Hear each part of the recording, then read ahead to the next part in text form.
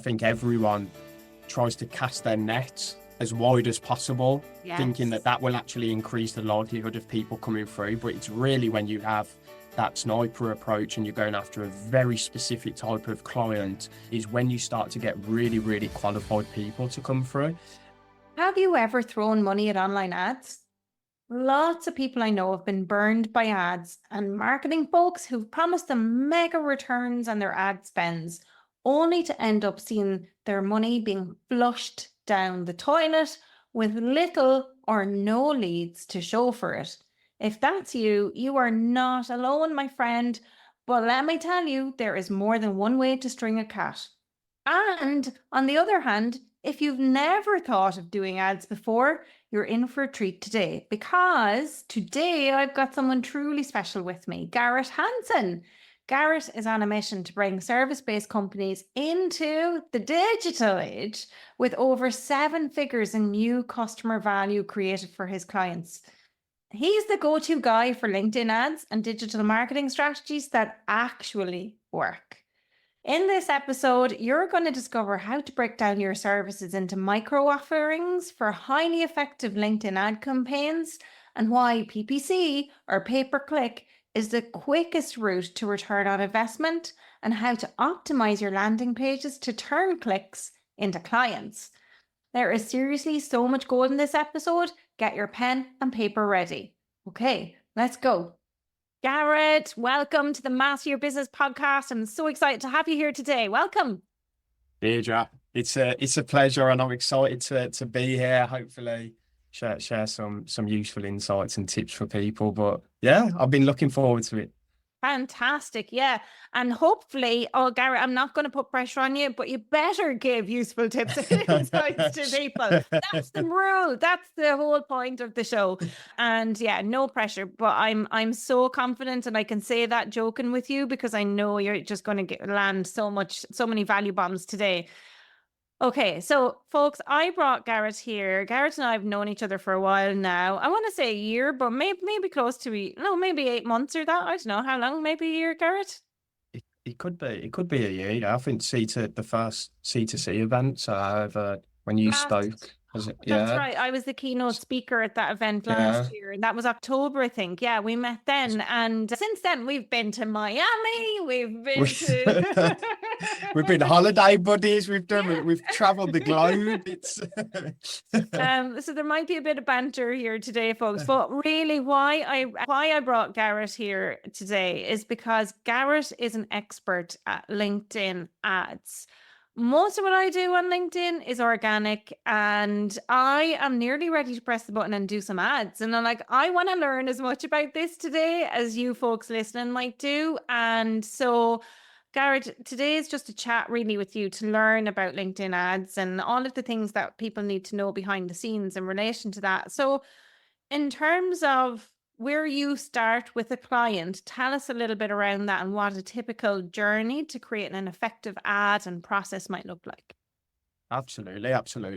So every time we sit down with a client, we want to understand, first of all, the goals. So what they're trying to achieve, the specific numbered target as well, I think is super important. Like everyone, I assume, that's listening wants to get more clients, but how many more clients is within capacity? What's the actual physical goal that you're trying to get to? Because getting, I guess, too many inquiries and too many clients can be a good problem to have, but it is a problem nonetheless. So we want to understand what that looks like. What we also like to do is kind of break down what I'd call like the microservices of every person that we speak to. So whether it's a service-based business, whatever the specific area that they want to grow is, you'll find that within that there's loads of like little microservices, or it may be, let's say for yourselves, there's probably a few coaches on here and stuff like that, and people that do that. But it's like, what type of industries do they like to coach people? What do people come to them for coaching on? Is it the marketing? Is it how to write content? Is it specific page strategies or email? Like there's so many small micro areas that people may come to. We do a lot of work with like a variety of service-based businesses. We obviously work with a lot of law firms as well. Even within that, they may want family work to come in. Is it a divorce? Is it like issues with children? Whatever it may be. And we want to break that down as much as possible, because we found that all the competition is very surface level. Everyone who does marketing will compete at like the basic level, but when you start to break down the specifics of services that you want to go after, that's when you can tailor really targeted campaign towards those people. What I we'll love do then that. is, And yeah, on that, Garrett, just to touch on that, right? This is so interesting because I had Sally Howard on the show recently, and Sally is an SEO expert. And we talked in there about SEO and how to tailor your stuff to the right people. And Sally used the term, like, most people, when they market themselves, they do broad marketing. So it's high level stuff. And that's exactly what you're saying here as well, right? It's like, yeah. in the trenches, when you break it down into your niche and your offer and the things that the problems that you solve, ultimately, it's about talking about those different problems, right? Yeah, absolutely, absolutely. I think everyone tries to cast their net as wide as possible, thinking that Yes. that will actually increase the likelihood of people coming through. But it's really when you have that sniper approach and you're going after a very specific type of client, and you've got messaging on your landing page, you've got campaigns, you've got copy that relates to the issues that they're facing, is when you start to get really, really qualified people to come through. And it's having that kind of laser focus on those type of people and breaking it down. You don't have to just go after that, but you can have multiple different types of personas that you want to go after, different types of individuals that you've helped in the past, and that will just increase the success of a campaign as opposed to going broad. And I think it's probably the thinking that has to go into that maybe stops people from going it, and also the misconception that thinking if I shoot 100 shots, I've got a high likelihood, as opposed to maybe tailoring things slightly. And yeah, That's a huge challenge. Yeah, I see yeah, that a lot with my clients as well. They have FOMO of, if I go too narrow, I'm going to miss out on all those people over there. But actually, it's like, it's a lot easier to shoot into a barrel full of fish than to shoot into the big ocean, right? yeah, absolutely. So we definitely push that type of methodology, and it's like kind of changing people's opinions, I think, in how they're thinking of paid marketing as a whole. SEO would be the exact same from more of an organic type standpoint with blogs and everything else. But yeah, that's what we push for how they can generate clients. I love that. Okay, so it's really about breaking down their goals, their specific numbered targets, and Yeah. the capacity piece. I'm so glad you touched on that. I've had a client as well recently who organically, raised her hand and said, I'm available for this amount of work. And within an hour, she had 15 people wanting to work with her. And she's like, oh shit, I don't have capacity for 15 people. And, that is a real problem as well. So, if you're going to put money behind ads, or you're going to do your marketing in such a way where you're literally, where it's effective and it's good and you have X amount of capacity, it's a good and a bad problem to have, as Garrett said. And part of the advice I'd given her was build a wait list. And as a coach or a consultant, that's something you can do. But Garrett knew, for your industry, if you've got a client who needs a divorce, they want it fucking fast, right? Yeah. I don't think a wait list to get their divorce sorted would work in the same way. That's not going to work. And then the other thing is microservices. So to break down the different services that you offer under your broad topic, which ties in with, like, what Sally was saying in terms of SEO, but this applies to niching, it applies to your messaging, it applies to everything. And I'm always harping on about this as well, Garrett. So I'm glad you and Sally have brought it up recently. Yeah. Because and hopefully, folks, if you're listening, you've been listening to the show for a while, you are really realizing the importance of that narrowing in your focus and your niche. Okay. Yeah, So that's absolutely. kind of part one, Garrett. What happens next? So we'd look at the different channels that we're going to go for to pull in that type of client. We'd look at the channels and we'd look at probably the budgets that's going to be necessary. So I touched on it in that first part in terms of working backwards, is what we like to do. What is the end goal? What's the number of clients? How many can you handle a month? What's your maybe current conversion rate at the moment from an organic inquiry that comes through, or if you're doing paid marketing, from a paid inquiry into a client, so we can know round about where someone's performing at. If you're getting 10 inquiries and you're closing one, okay, we can say it's going to be around 10%. The quality of the inquiries may differ, but it's going to be somewhere around that type of level. And then we would look at if it's an area that we've worked in the past, we understand really, really crystal clear the type of cost that would be associated to generate an inquiry. So we can give a very thorough analysis of, okay, if you want to get, 10 new clients, you convert 1 in every 10, you're going to need 100 inquiries every month. We may get them for £100. You're going to need to spend 10 grand a month in order to close that gap.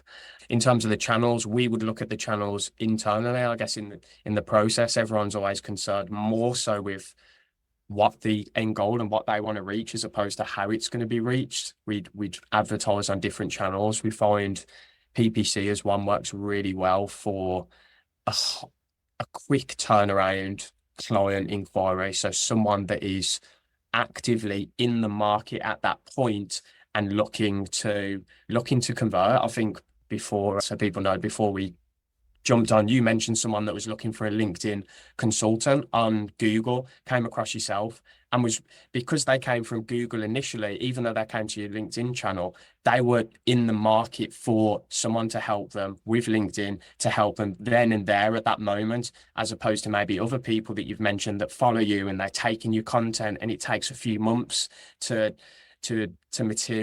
materialize into a paying client.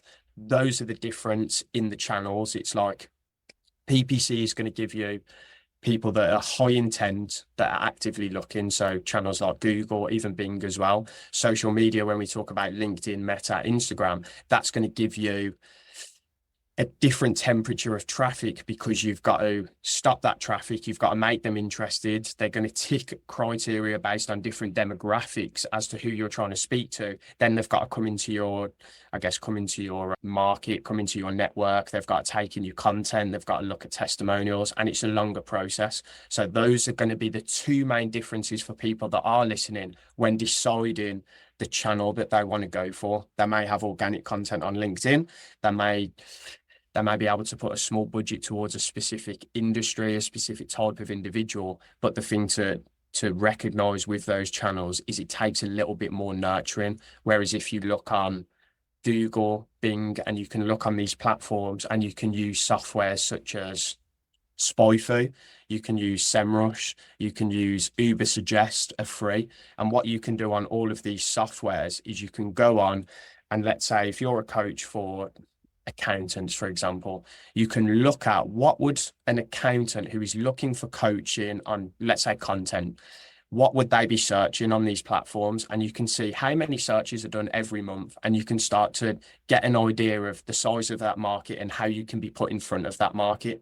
So someone searching those phrases is going to come across either your page or website, and you're going to be at the top of the searches, and you can push them through to a landing page on those platforms. Those are 3 of the softwares that we use that work really well to get an idea of how much it's going to cost and whether there's a market there to advertise to anyway. If there's 4 searches done a month for something super niche, it's like, okay, it's not going to be worthwhile kind of putting together campaigns around that. But you can start to find something that's a little bit broader and that people are looking for, such as LinkedIn consultant, help with content on LinkedIn, and having campaigns around those, and they go through to a landing page that's about you and how you help people on LinkedIn and very specific to those people. So that's one other option as well. Hold on 1 sec, Garrett, because that makes sense to me. But for anybody who doesn't know what PPC is, can you just explain what that is a little bit?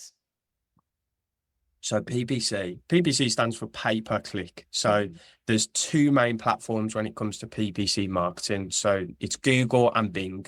Google accounts for, I believe it to be about 95% of all the searches, maybe slightly higher, that are done on the internet. So what you can do there is, if anyone who's listening to this just searches anything on Google right now around a service, what you'll notice is that there's a long list of websites that come up, but the first 3 or 4 look slightly different to the rest of the options. And the first 3 or 4 will have a little sign next to it that says ad. And those are people that essentially pay to bypass organic rankings. And you can pay to be in those positions, and you will only be charged by Google when someone clicks and engages with your advertisement and lands on your website. And you can be in complete control of the type of searches that you want someone to make in order to see your website. So you can do a complete analysis of what does the client that I'm looking for, what do they look for online when they're trying to find me? What are the type of things that they search? What are the topics they search? What are the phrases? What are the questions they ask? And you can break these down, and you can be in front of that client tomorrow for those searches through a PPC campaign on Google. Okay, that makes sense. And let's say for the channels and budget, let's say you've got clients and they want to use LinkedIn, right? So for Yeah. me, I don't use my website a whole lot, right? It's there and it's more there so that people can click on it and go, oh yeah, she has a legitimate business. She's not just on LinkedIn, right? I don't use Yeah. my website. I use landing pages, and we'll talk about landing pages hopefully today as well. But I use landing pages for different things separate to my website. I haven't even looked at my website in about 18 months. I'd say the stuff on there is like so outdated. It's a job to be done, not done yet. But let's say for me, most of my clients come through referrals or they come through LinkedIn.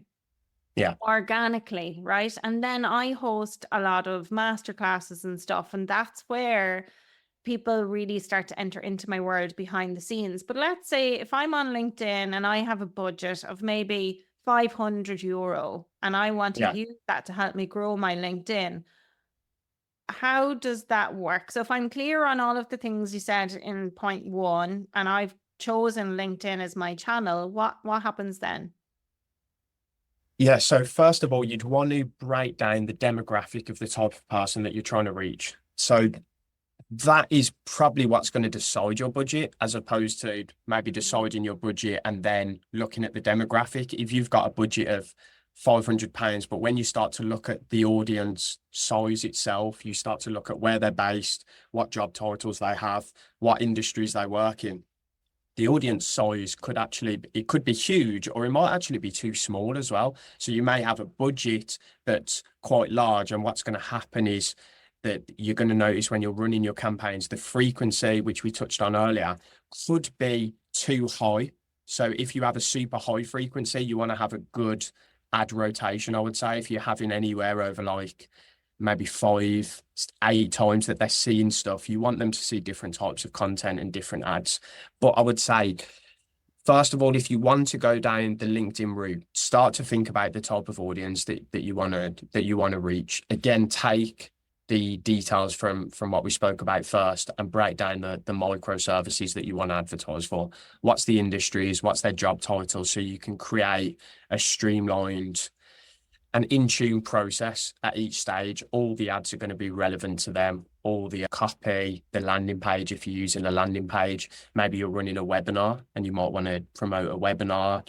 You might want to push that on LinkedIn as well. But if you're spending that type of budget, that's what I would look at. So look at the industry first, and then you'll be able to understand whether your budget is suitable for LinkedIn, because I would say LinkedIn is a more expensive platform than Google advertisement. So you mentioned there that a lot of your audience, a lot of your clients will come from LinkedIn. Is that because LinkedIn is the channel that you've chosen to be your main channel and you haven't looked at other channels, or are you saying that your audience is only on LinkedIn and that's where they find people like yourself? What do you reckon? Oh, that's a great question. I think for me, and this is something that I encourage clients to do as well, starting out, I think you just need to focus on building your brand on one channel, especially if you're a one-person show, because marketing otherwise can become a full-time job. That's why you do it full-time, and I pretty much do it full-time too, right? But realistically, if you're a one-person show, you have the capacity to begin with to put all of your efforts into one platform. And a lot of people think that putting your efforts into one platform is just creating content, but you and I both know it goes beyond creating content. You need to be engaged on there and have conversations and all that sort of stuff. So For me, the primary platform that I focus on is LinkedIn for that reason. And again, Yeah. folks, if you're like, oh, but Deirdre, why aren't you on all the other platforms? I do show up a little bit on Instagram, not much, because I like Instagram, but I'm not really there. And the mindset shift that I try to help people understand is that if you are on one platform, on any one platform, there are enough of your ideal clients on any one platform for you to make enough money for 10 times, 10 lifetimes. You know, you don't need to be on all of them. There's like 1 billion users on LinkedIn. You know, if Yeah. your business is online and you can serve people anywhere in the world, well, fucking hell, if you can't find 1 or 2 clients out of those 1 billion users, there's something fundamentally wrong. And possibly it's the wrong audience, it's the wrong message, or it's the wrong value proposition, or the wrong offer. There's something wrong there. So yeah, sorry, bit of a rant there, Garrett, but like that's that's Don't why. So worry. LinkedIn I love LinkedIn. It's my favorite platform and it really works well for me. And most of my clients use LinkedIn as their primary platform, which is why Yeah. I think I'm probably talking about LinkedIn more. And that's how I got found by somebody who was looking for LinkedIn help. Okay. Yeah. Interesting. I think from the organic side, yeah, I would say for LinkedIn, if you're going to advertise on LinkedIn, you can build your audience on LinkedIn, but it would depend. Let's say if someone who's listening wants to get clients on a quick turnaround very quickly, and they're spending that budget because they're like, okay, I really want a fast ROI. I would say cold LinkedIn ads, like I said earlier, it takes a little bit more time. So think about the goals that you have. If you are looking to build your audience and you have maybe a small team of people or someone that can manage your LinkedIn and build conversations, and you've got a good follow-up strategy and you've got content that goes out consistently, that's when LinkedIn can work. And if you want to build that at a quicker pace than you can organically, then you can have a campaign running, and a small, couple £100 a month to a small audience can work well cold. And it would be strengthened, the LinkedIn campaign. It would be determined by the strength of your organic stuff. What type of content you have going out? Do you have testimonials? Do you have case studies? Do you have stories and client stories? Do you have that bank of content going out there?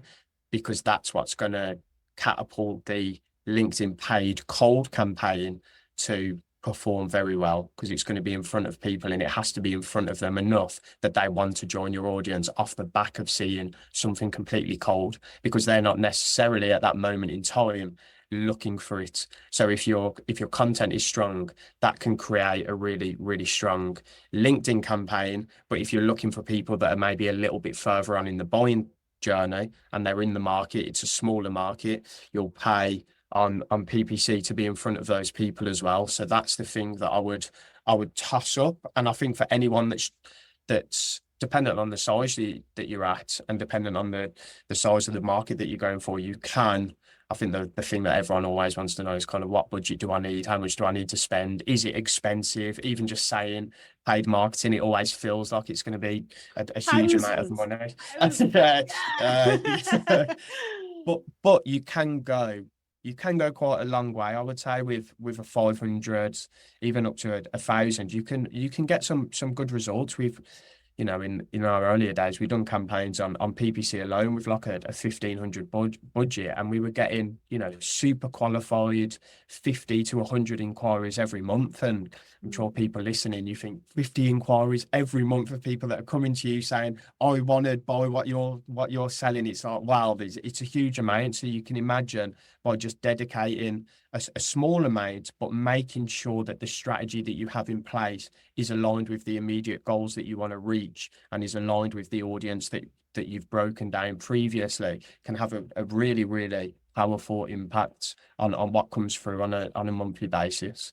I think what's interesting, Garrett, is one of the things that I know from having conversations with you over the last year is that a lot of the stuff that you do with your clients is that you drive traffic with the ads towards inquiries rather than driving sales to a specific product or service. So let's imagine I'd love to kind of chat through that a little bit and understand that a Yeah. little bit more and your reasoning behind it. Because let's say, for example, I've got a low ticket offer. It's called LinkedIn Revenue Accelerator.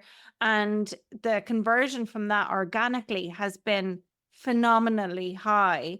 And so I'm Mm. thinking, okay, if I was to just put that out there in the ether and drive traffic to it, what would that look like versus putting out a book a call with me? And I'm sure people listening can resonate with that and maybe have low ticket offers or services or digital products that they might think in the same way. So tell us about Yeah, that.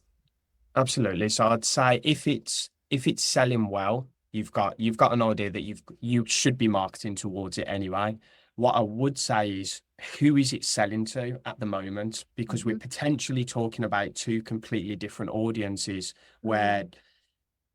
if people are coming through organically, they're already aware of what you do. They've already saw your content. They've already saw your case studies, your testimonials. They're already, as we mentioned, familiar with yourself, and Mhm. they feel like they know you from seeing you online and following you for such a long period of time. Therefore, their threshold to buy is a lot lower, and they may not need that call. I would always think if you're then going after a cold audience, even if they come into your content and read that, or if they come from a paid campaign in any way, whether that be on LinkedIn, whether that be on Google, they come to a landing page that sees everything. In order to buy, I still feel like they need that extra little bit. You can have all those type of content pieces on there about what you've done for so and so here and there, and the amount that you've made someone and this company and that company. But I feel like to buy at that moment, it would always be good, dependent on, I guess, the price point, even for a low ticket offer, just to have that initial conversation, because I'd imagine that the low ticket offer is applicable to probably the type of person that you sell to across the board. The only difference is the budget that they potentially have. So what I would suggest for people that are thinking about that is still to have that in between call, because what you may find is that for a paid campaign, they're actually not applicable to the low ticket offer anyway, and they should be going for the high ticket offer.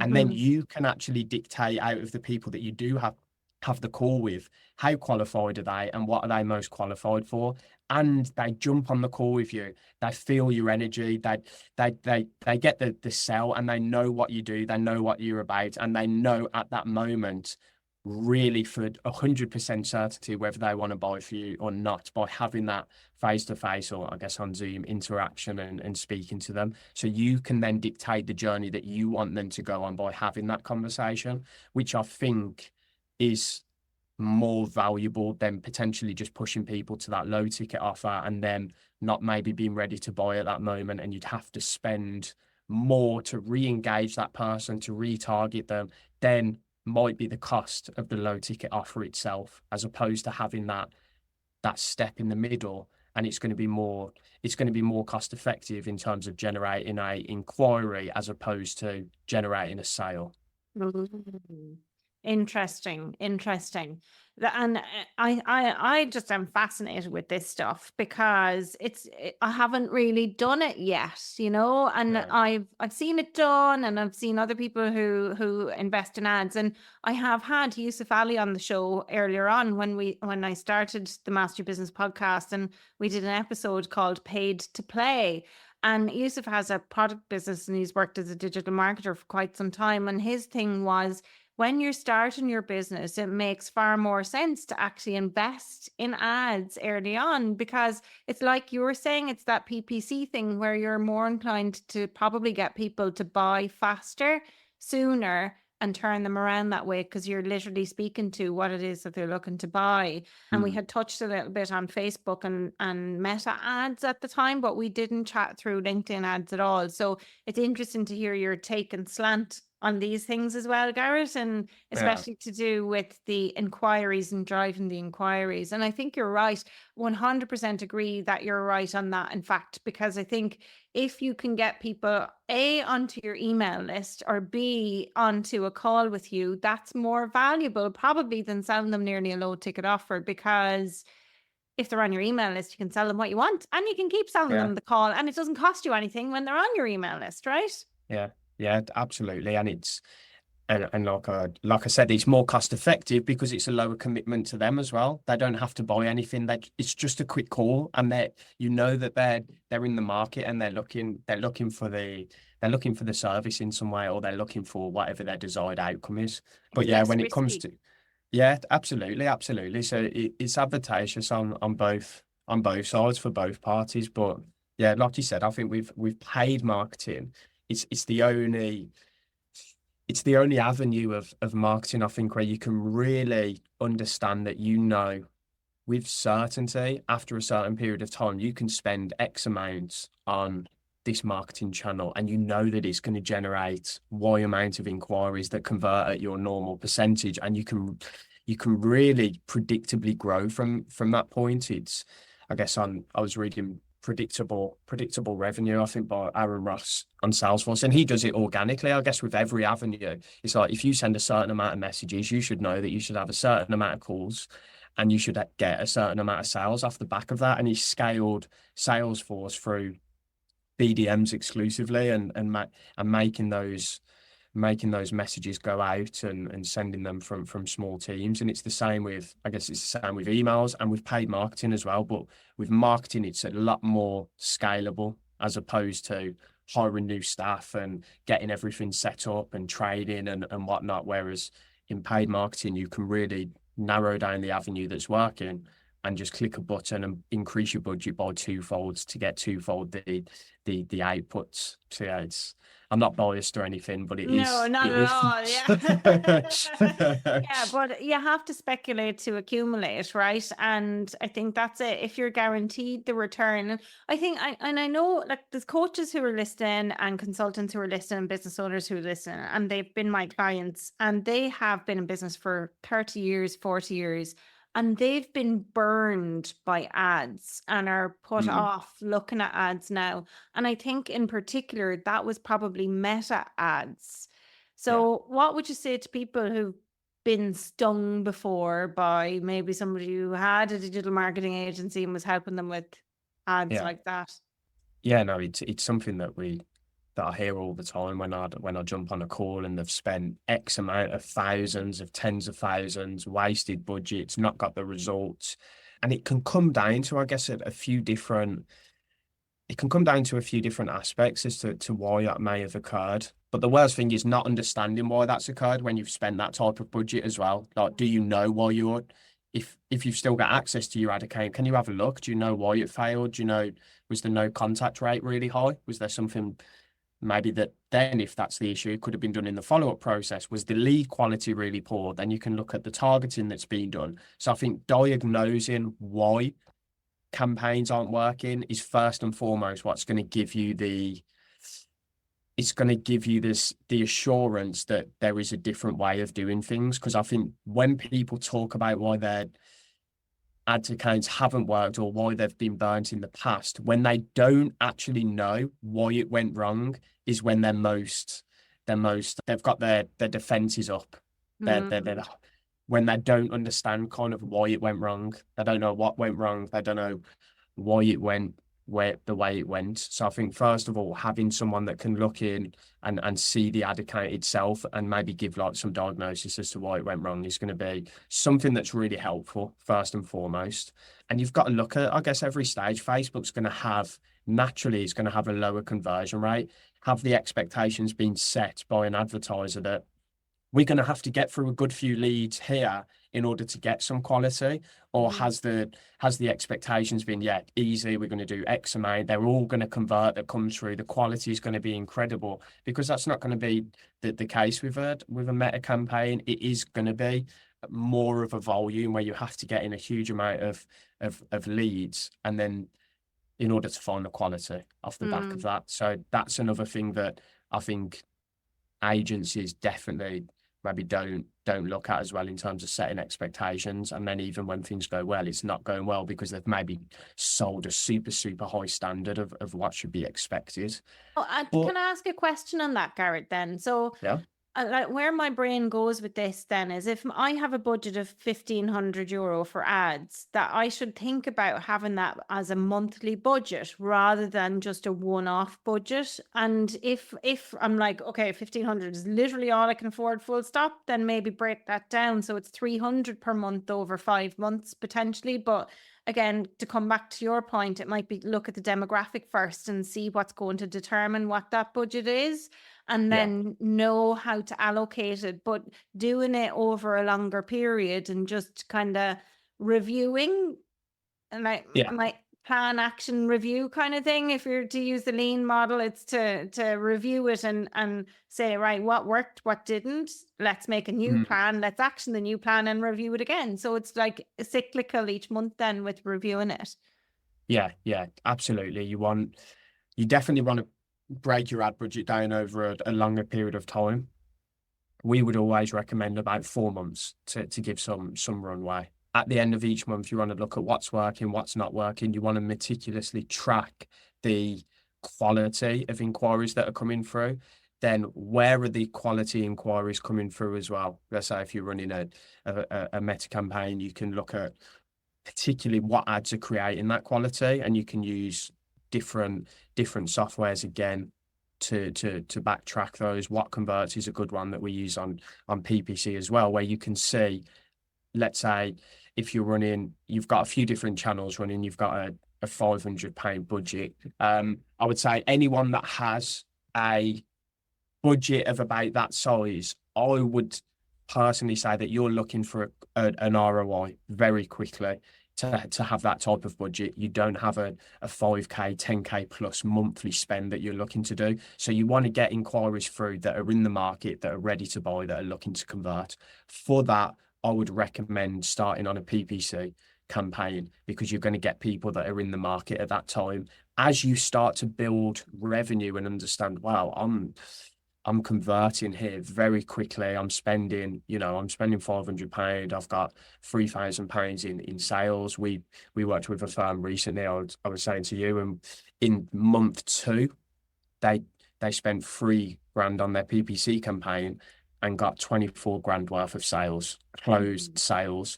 That's what PPC is going to give you, as opposed to on Facebook, where you are going to have to nurture those leads that come through. You are going to have a couple of conversations. You are going to have multiple ads that they see around you and why they should work with you. You are going to want to send them text and emails and updates. You are going to want to Same have as those LinkedIn. back-end. Yeah, you're going to want to have those back-end flows set up. So the way that we've started to transition, how we've had to transition from a marketing agency to a marketing partner, is you're not able to create a successful campaign by just looking at the channel itself. That is the start of the journey. Where we break the way that we work with any partner that we work with is generating the traffic, converting that traffic to an inquiry, and then how is that traffic warmed up?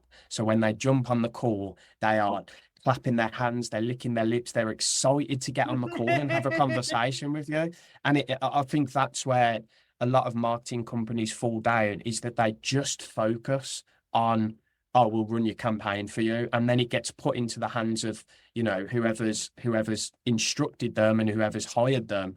And they maybe don't have those systems set up. They aren't aware what needs to be set up. And in order to have a successful campaign, you have to look at the entire journey. You can't just generate a click or an impression and then hold your hands up and leave it in the hands of the person that's hired you. You have to help them map out the entire journey, which is what we've had to transition to and what we've learned from, I guess, our own mistakes in terms of how we run things, from running just a Facebook campaign and leaving things at that, and then starting to run just a PPC campaign. And then we were like, okay, it's not converting well. We need to build a landing page. We need to make sure the copy's written for them. We need to help with that aspect. And then we need to help get them on the call. We need to help book in the people that give their details, and to overview the whole process is where you will find success in a campaign. And that's why I think a lot of people fall down with marketing companies that they work with, because they don't look at the whole process. They just look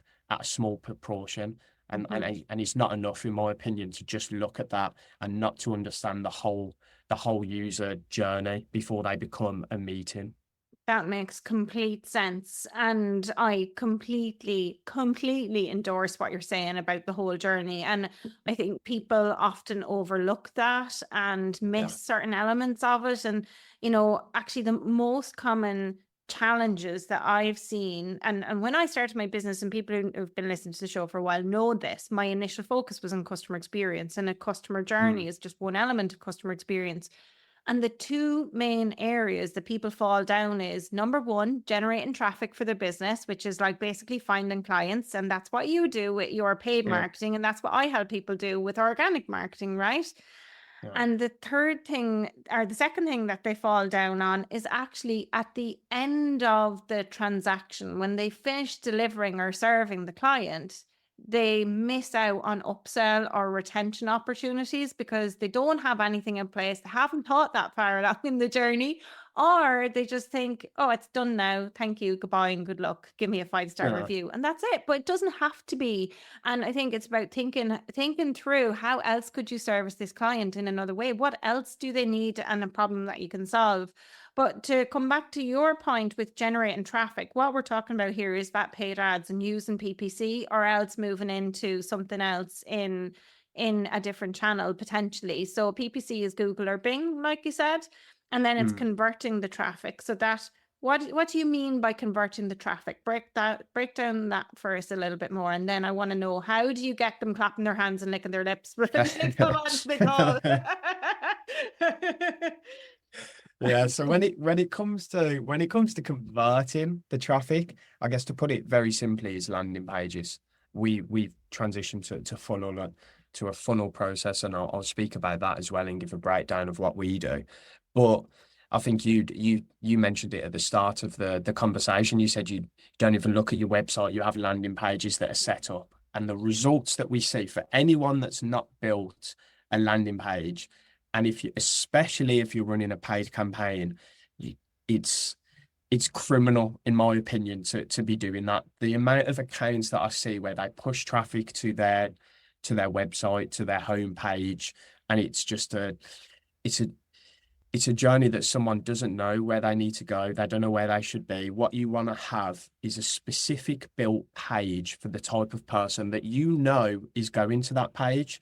That the benefit of paid traffic, like we said, we've either got PPC where we know exactly what they've searched to get there, or we've got a specific type of client where we know what job role they have, what industry they work in, where they're based in. We know a lot about this type of individual, and then you, as the service provider, you understand the pains that they're going through. You understand what goal they want to reach.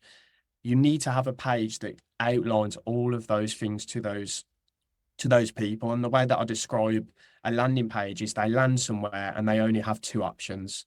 They either give their details and complete an action, or they X the page and go back. Those are the only two things that we want someone to do when they land on a landing page. And that's how we break it down. We have, first of all, the hero section. So what they initially see when they land on the landing page. What's the first bit of copy that they read? Is it an offer? Is it a title? We want to have a really strong claim as to what they can get. We then want to have like a small subheading that relates to the offer, and then some strong USPs as to, I guess, what outcomes they're going to get and what you do. And then a call to action. Folks, USP, unique selling proposition. Yeah, unique selling points. Yeah, absolutely. And then a strong call to action as well. So whether it's a form with an offer, everyone does a free consultation, a free book a call. Everyone does that. How can you remarket that? How can you call it, something a little bit interesting, a little marketing spin, and a strategy breakdown session, a marketing audit campaign, whatever it may be, a free analysis. Mine is a first business soiree. That's what I call it, Garrett. Nice. And I remember sharing that with my mentor. He was like, "What the fuck is a soiree?" I was like, "Well, you're not my ideal client, because my ideal client is what a soiree is." Yeah, you're not invited to the soiree. Yeah. I'm like, that's what it is. It's a social chat, really, and it's a get to know you, and that's it, right? So it's not like people call them breakthrough calls, clarity calls, discovery calls. Coaches tend to use that language quite a lot, but I think I think you need to differentiate and use something, that's a little bit more unique and suitable for your business. But it needs to be clear, not clever. And First Business Soiree Yeah. is probably on the clever side, but should be clearer. But it kind of still says what it is on the tin, So Yeah. be careful, Yeah. folks, with that. Yeah, absolutely. I think that's one thing you can do. You can go a little bit too far, and you may not even know what it is, and they come through. They're like, "What on earth is going on here?" But you do want something that's a little bit more innovative and a little bit more interesting that piques people's interest. So that's what we always suggest as like a structure for the hero image or for the hero section, and then going into the main things that we include. We'll have a pain point section.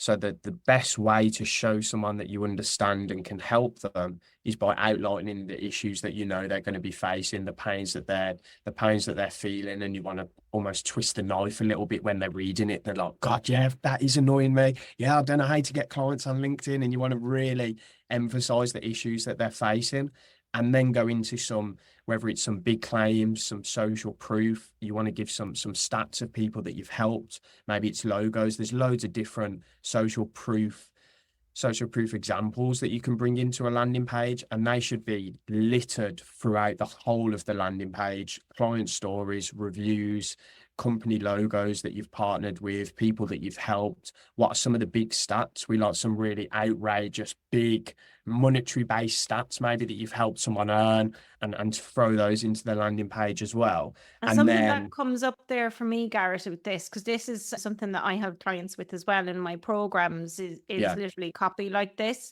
And one of the things that comes up is that a lot of them they start going in that I'm a certified coach, yada, yada, for however many years, and I've helped. And I'm like, sorry, folks, if that you have that no, on your website right now, that's fucking boring, right? People don't want to no, read that shit. What you want to put up there that actually says that is like ICF coach, and stick the ICF logo on it. And that's enough yeah, to show you're certified without you wasting words on them to say that you've been a certified coach for da da da. And like if you have a badge from the AC, EMCC, ICF, or if you're an accountant and you're registered with, what is it? I want to say CIPD, but ACC or whatever it's called. mhm, Stick that logo on there. Those types of logos are good for social proof as well. They don't have to be yeah. just logos of clients you've worked with. They can be your certifications that go on there. Yeah, no, absolutely. And I'd include any type of accreditations. I like to include those in like the hero image. So below the USPs, have your accreditations there. They see them immediately and I think, okay, let me see what this person's about and read on. But social proof is massive. So you want to stick that throughout the page, and call to actions. I think the main thing with a landing page is that you want to have multiple abilities for the client to give their details or to complete whatever action it is that you want them to complete, whether it's to make a phone call, whether it's to complete a form, whether it's to go to a booking page, whatever it may be. You want to have that option throughout at multiple points. So they read a bit of copy, then they have the option. They read some more copy. There's a big call to action that sticks out to them, and have that throughout. And And Garrett, then on that, because I 100% agree with you. This is like if I go to the supermarket and I want to buy something, I need to know where the checkout is so I can actually pay for the thing and come away with it, right? yeah, And people need to be told what to do. So the calls to action, I know you're using direct calls to action. What I'm curious is, like, do you use the exact same wording on all of the calls to action on your landing pages, or do you vary it ever so slightly? So let's say if it's book a call and it's just picking something really simple, do you have book a call, book a call, book a call 5 or 6 times throughout the page? Or do you like book a call or inquire now, or how do you do that? so we would use different call to actions at each stage. It may But be ultimately driving people to the same thing? Yeah, Yeah. yeah. Getting people to complete the same action. Let's say you Yeah. have your client stories.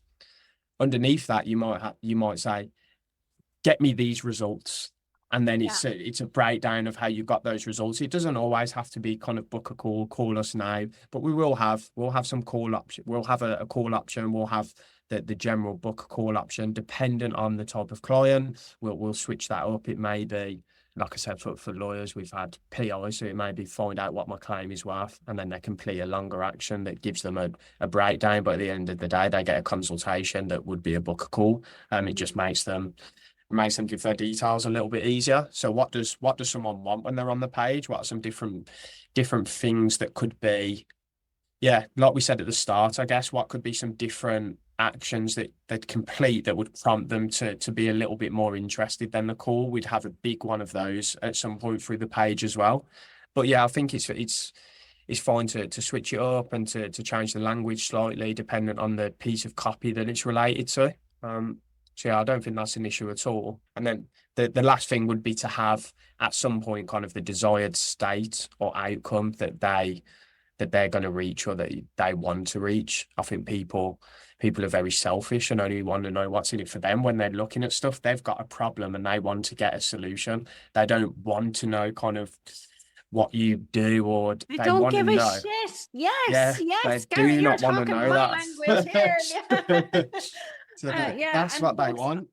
There is, I'll link them in the show notes. I have done episodes literally on what to put, like 5 common mistakes people make with websites. And some of the things Garrett's talking about here are exactly what I'm saying with websites. And a landing page is essentially a website. It's just that when somebody goes onto your main website, they may not be able to get onto this particular page. You mightn't have it linked anywhere, or you can link it as a pop-up as well if it's an opt-in thing as well. That's something else you can do. So yeah, all making so much sense. I'll link those ones. And StoryBrand, the messaging framework that I'm certified with, they have tons of tools in this. So I'll link the episode in that too. So if you're not sure how to articulate this stuff and how to put this on your landing pages, if you're DIYing it, or if you have somebody creating it for you and you're not going to hire Garrett, you need to know these things. But you should hire Garrett if you're doing it. It's just saying. Right. Sorry, Garrett. Go on. Keep going. Yeah, no, that's fine. That's fine. But I second what you said at the end there. That was a good point. But yeah, the desired state is how we'd the final thing that we'd include in there. We'd have multiple social proofs. We'd have multiple call to actions. We'd have the desired state. So what is the end outcome that they want to reach? What's that dream outcome? So you've gone through, you think of the flow, you've gone through the pain points. You've kind of, like we said, you've twisted the knife there. You've accentuated the pains that they have. You've gone through the big stats as to why you're potentially the person to solve them. You've gone through the social proofs. They've got the call to actions, and then you've got the desired outcome that they will reach if they complete one of those call to actions that they're going to see throughout the page.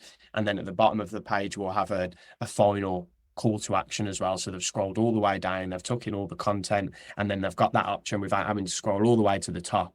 And people think these kind of small things don't make much of a difference when it comes to a conversion or to get an inquiry, but it's absolutely huge. I mean, landing pages alone, we had one partner that we were working with, and we were running their campaigns, and we were pushing all of their traffic to their homepage of their website. This was probably over 12 months ago, and we were getting maybe 20 inquiries a month for their budget. And just by transitioning, without changing any of the campaign strategy, without changing any of the targeting that was being done from paid advertising, we moved from pushing people to their homepage to a dedicated landing page. And it went from 20 inquiries a month to 50, just from no budget change, no targeting change, just by pushing to something that was dedicated to convert traffic. And that's the type of increases that you can have by building a landing page. And there's loads of softwares. If you look, when I was kind of starting out and learning about it, Elementor Pro was quite a good one. You pay for the pro version, but it's very much like a drag and drop. You pay I believe you pay a one-time yearly fee potentially, but it's very user friendly. So for those that are listening, where they maybe don't know how to build a landing page, or they're not as confident, you can use that and simply just drag and drop boxes in and put text in, and it doesn't have to be sleek and incredibly well designed. I know one thing that people probably do is look at these websites with huge budgets and think that's what needs to be done in order for a landing page to perform, and it's not about that at all. It's about making it easy for the user to give their details and having compelling copy as well. And Those are going to be visuals the are main important. things. I've got Yeah. 2 questions on this. So the first question I have is optimization for mobile versus desktop. Yeah. Do you check the client's Google Analytics to see what that split is, or do you just naturally optimize for both? What's your strategy with that? We get on average, on the low end, 80% of all users will come from mobile. It's interesting. And one of my clients, and we're doing his website, we've been working on his website there for the last little while. And he had this view that his users were probably 80% mobile. And his Google Analytics was down because we had to do that whole Google Analytics 4 upgrade and yada, yada. Moral of the story is when we got Google Analytics up and running again, the split was 51-49, 51 to desktop, 49 mobile. So we had focused on mobile optimization in the build and the customization of the user experience, but actually, and luckily, it was already optimized for desktop as well. So it's like, I'm just wondering what the focus was. But what you were saying is, and that might have been that specific industry, folks, which is not coaching or anything for those of you who are coaches listening. But just to be mindful of that, if and think about your ideal clients, I suppose, is the other thing I would say on that. Because you've got to think about who are your ideal clients and where and what time of day they're going to consume your content, which probably would be a good indicator as to which one to focus on optimizing. And Elementor Pro, and this is my second question, is WordPress, right? So it's like a WordPress landing page. So my question on that as well, Garrett, is because I know a lot of people listening, they don't just use WordPress. So is there a disadvantage if you use Squarespace or Wix, or like I use Kajabi for landing pages? Some of my clients will use Flowdesk or MailChimp or ConvertKit or ActiveCampaign, and within those platforms, they'll create landing pages. Are they at a disadvantage for using those versus WordPress, or what's your view there?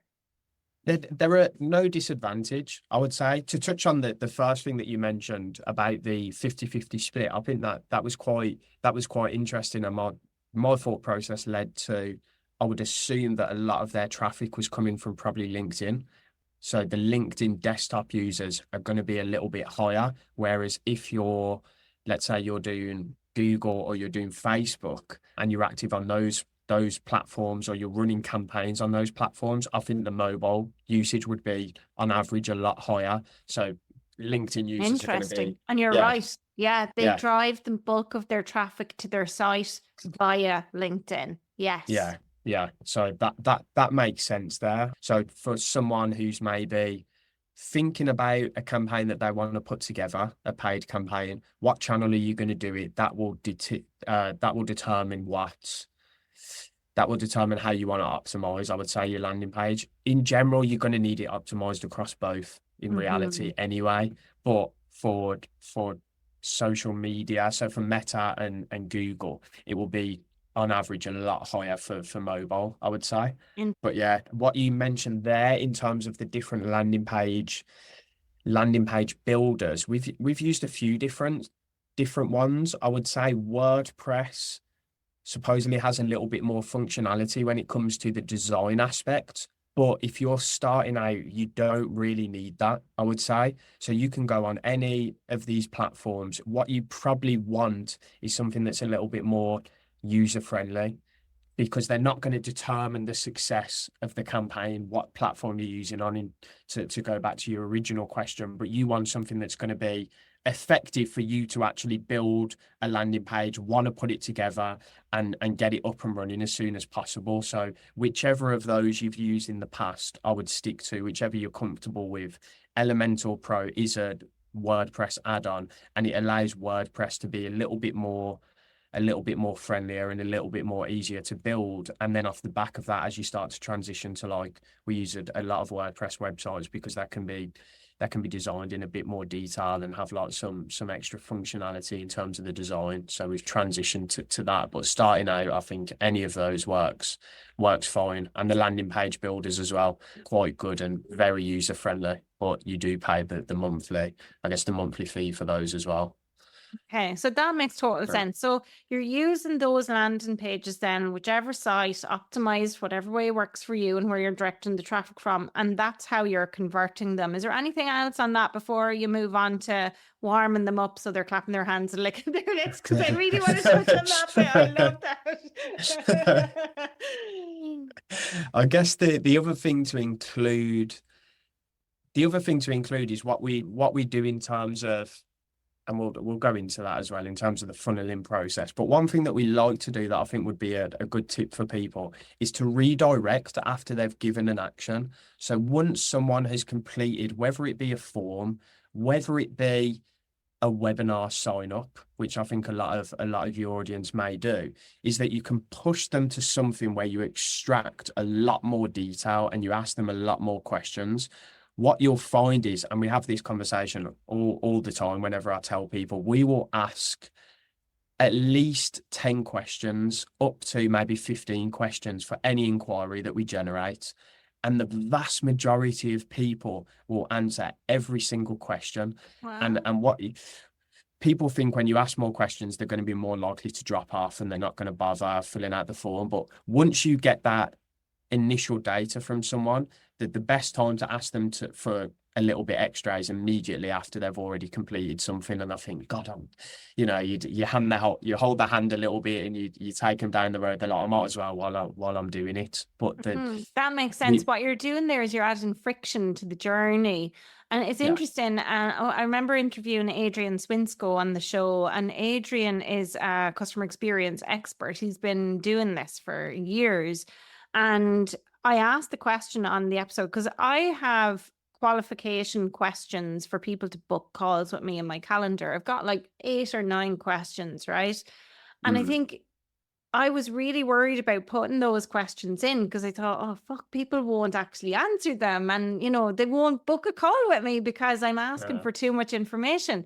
But actually, the opposite happened. More people started booking calls with me when I added that friction. And honestly, like, it happened over a period of time. But I mean, if it had all happened in the one day, I would have fallen off my chair, kind of thing, But I mentioned this to Adrian and he was like, no, there's good friction and bad friction. And sometimes that kind of friction can be good. And I like what you're saying with that questionnaire. I'm definitely going to take that one, Garrett. I'm stealing that as a tip from you today. And anybody else, that's one of your actions from today. If you're going to be doing webinars and stuff, is to add a questionnaire. So what I usually do is if I have a paid thing or people buy something, I bring them to like a confirmation page. So the confirmation page confirms, thank you for your purchase. Here's what to expect next. Here's where to go. So what you're saying is I should add a questionnaire on there as well, or is that how you do it? Yeah, what we done in a very simple form for a webinar, as soon as they gave their details and signed up, we would push them to a Google form, which is very easy for anyone to do. You redirect them to a Google form and it would ask them a bunch of questions, and they'd actually fill out, because you couldn't carry the data across, they'd end up filling out their name and email again, and you can just marry that data up. But then you ask all of the pre-qualifying questions that you want to ask and that you want to know before you'd have a sales call with someone. And then what you can do is look at that data post webinar and you can understand who you want to reach out to personally, what you want to reach out to them about, what was their motivation for joining the webinar. You can have all of these answers. So when you do, if anyone does like a manual follow-up process post a webinar of people that joined and signed up and reach out to them on LinkedIn, you can reach out with that type of information available to spark conversations and have a little bit of a deeper understanding of why they wanted to be there in the first place and use that information. Love that. Okay, totally stealing that for all of my future webinars, folks, or any webinars that you attend. Watch out for that. You can message me and say, Deirdre, Garrett had talked about this farm. Where the fuck is your farm? Says this is one of my things I'm definitely taking away as an action. Okay, right. And that's a great way to be able to warm them up, Garrett, right? Because you have their information now. You can reach out with really personalized content. Absolutely. And people qualify themselves at that point. You know who's going to be a great person to speak to. And you like you said, the the message that you send out to them can be really personable.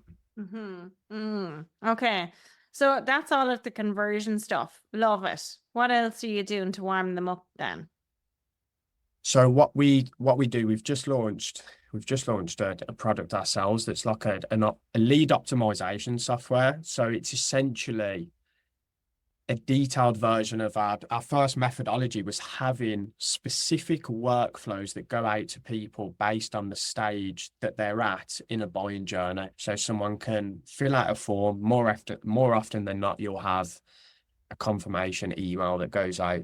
People don't utilize maybe even confirmation texts as much as they should. Like the open rate on SMS, I believe, is about 85% compared to an email open rate, which we know could probably be around 20, maybe 30 on a good day. So utilizing SMS automations for confirmation, and then what you want to do is have an automated process that goes out that appears very personable. I think that the main thing with automation is, or the main reason why I think people maybe fall down on it, is it feels automated. It doesn't feel like it's someone actually reaching out. And that's where I think the real value is in having these workflows, these messages that go out to people, is making it feel like it's coming from an actual person. So you want to send them results, you want to send them recent reviews that you've gotten on people, you want to send them stories of people that were in the same position as them and the problems that were solved. And you want to have,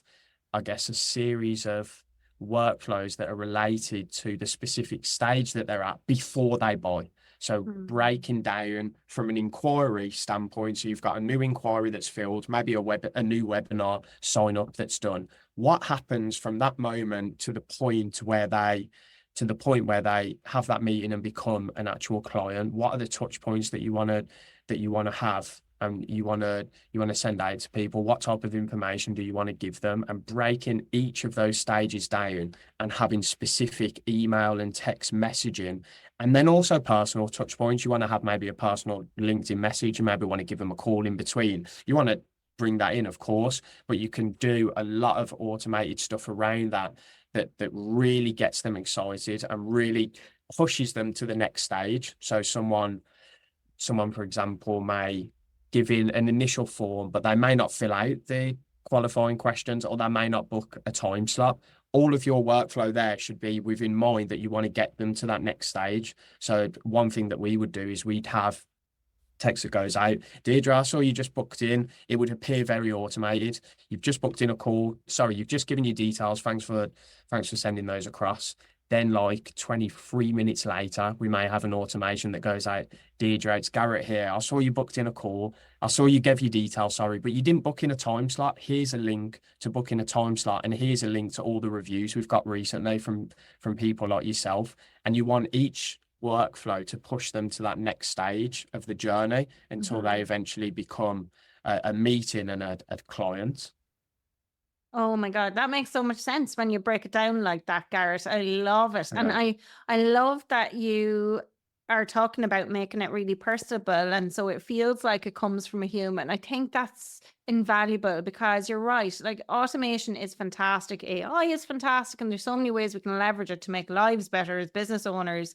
But at the end of the day, that human connection is vital. It's so important. People need to really feel like they're being guided through a transformation or a journey with people, and not by technology or a robot. Because at the end of the day, they're going to trust you more if they feel like it's you who's been sending me the message individually, rather than an automated process you've been on. Fantastic. Yeah, absolutely. And I think when you start to generate a lot of leads, a lot of inquiries, it can be difficult to put them along that journey manually, or to have someone that puts them along that journey, because there's so many additional touch points that you could have that don't need to be done manually whatsoever, that can really warm them up with that process. Everyone's probably got a Calendly workflow for someone that books in a call. But what happens before they book in that call, when they're just a webinar sign up? How do you get them to the call stage? Do you message them kind of manually on LinkedIn and that's it? Or do you want to send them stuff that's related to them? They've raised their hand saying, I am interested in some way in what you do. And you want to And it's your duty to give them information about what you do and to give them results of what you've done for other people like them, so that they know that they can be helped, and just break down that process of what that actually, and then you can start to map out, okay, what would I want them to see at each stage of that process? What would I want to send them if, time was no issue? What would they get given? Would they get an email? Would they get a text? Would they get even a WhatsApp you can do now? Like it's mental. So just breaking down that process and mapping it out, and the messages that you want to go out there, and being personal with it as well.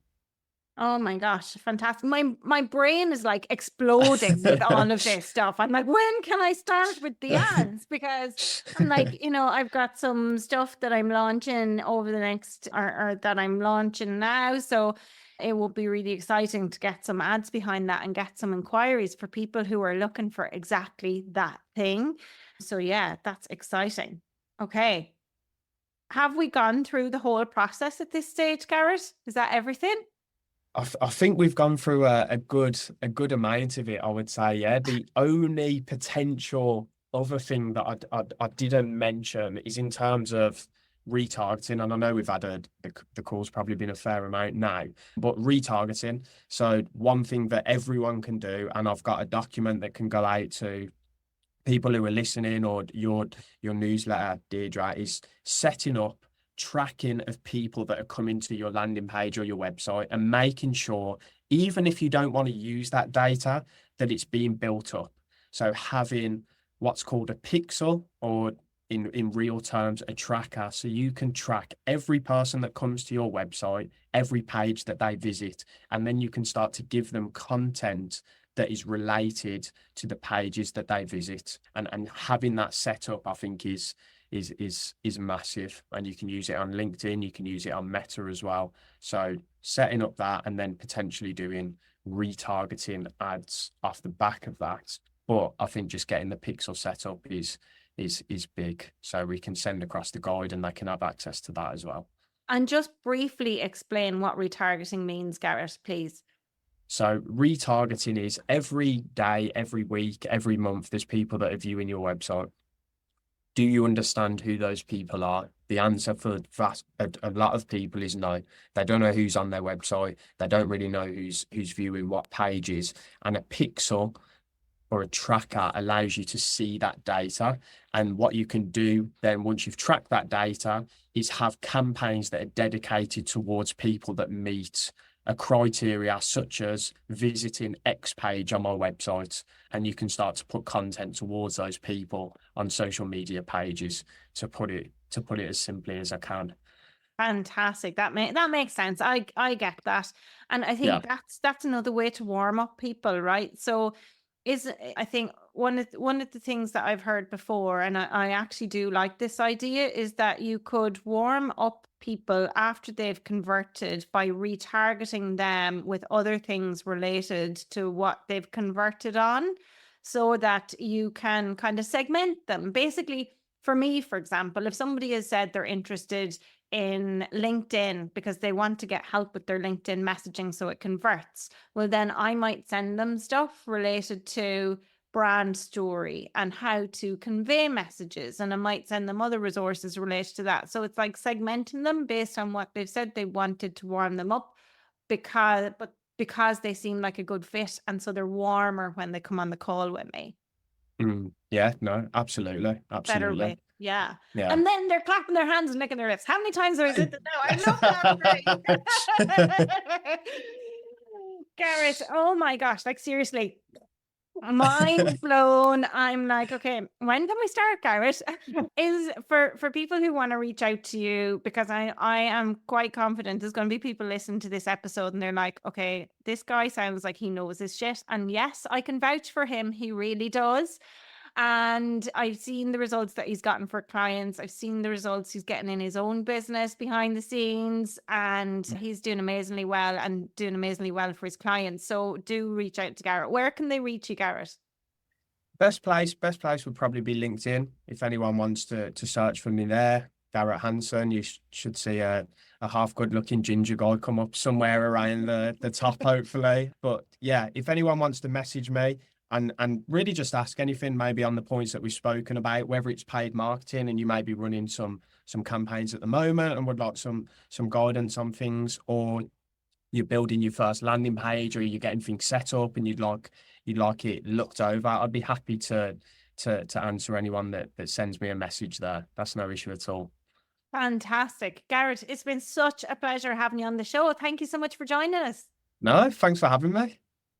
What an episode. Garrett shared some seriously game-changing strategies today, from breaking down your services into micro offerings for laser-focused LinkedIn ads, to using pay-per-click for quick wins, and optimizing your landing page to boost conversions. Oh my God, I've got so much written down here. I'm like, where do I start? Now, if you've listened to the show before, you will know that more and more recently, I'm giving you some action items, because for me, when I was in school, college, whatever, the real place where I learned and where the real magic happened was when I did my homework. I never freaking studied. I never did any of that, but I always did my homework, and my homework was what led me to being successful. So here's your homework. Start by revisiting your current landing pages and use Garrett's tips to optimize them. Clear calls to action, clear social proof, and pain points, and all of the other things he mentioned. Make sure they're all there in that one place. And if you're ready to take your digital marketing to the next level, be sure to reach out and connect with Garrett on LinkedIn. His details are all there in the show notes for you.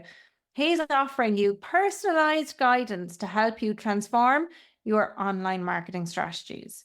Now, my friend, if you found value in today's episode, do me a solid. Please share it with your business besties. I would love for you to join our business newsletter as well. And on there, I will share loads of other things to help you master your business. Promise. Lastly, remember to rate, review, and follow the show wherever you're streaming from today. Your support means so much to me and my podcast team. And until next time, keep mastering your business.